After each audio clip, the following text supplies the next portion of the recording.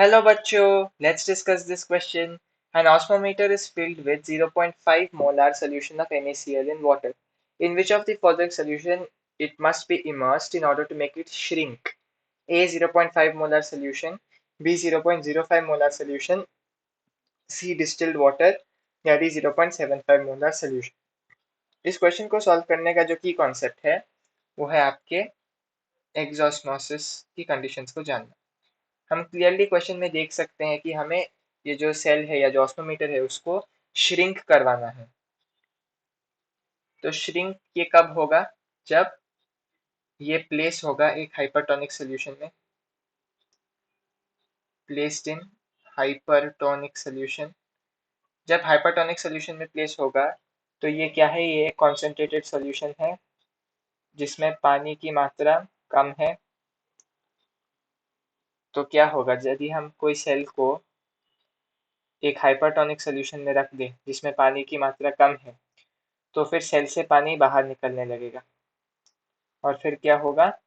आपका सेल ऐसे सिकुड़ जाएगा और बाहर जब तक पानी की मात्रा बराबर ना हो जाए तब तक एक्सॉस्मोसिस ही चलेगा। तो हमें बाहर एक हाइपरटोनिक सोल्यूशन रखना है जिसमें इसका जो कॉन्सेंट्रेशन है वो हायर होना चाहिए। Concentration must be higher than cell या ऑस्मोमीटर। तो ये है इस क्वेश्चन का जो की। हाइपरटोनिक सोल्यूशन में रखना है क्योंकि हमें एक्सॉस्मोसिस करा के श्रिंक करवाना है और हाइपरटोनिक सोल्यूशन में कॉन्सेंट्रेशन हायर होना चाहिए सेल से। तो चलिए, हमको जो बोला गया है वो है आपका ऑस्मोमीटर में 0.5 मोलर NaCl है पानी में। तो हमें 0.5 मोलर से हायर कॉन्सेंट्रेशन ढूंढना है। ए 0.5 मोलर सोल्यूशन गलत, बी 0.05 मोलर सोल्यूशन गलत, सी डिस्टिल्ड वाटर गलत, डी 0.75 मोलर सोल्यूशन ये सही है।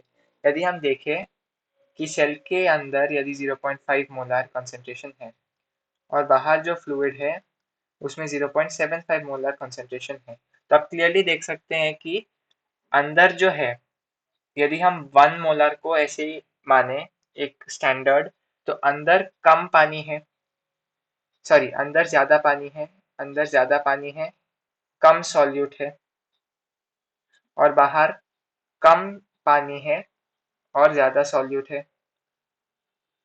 तो क्या होगा?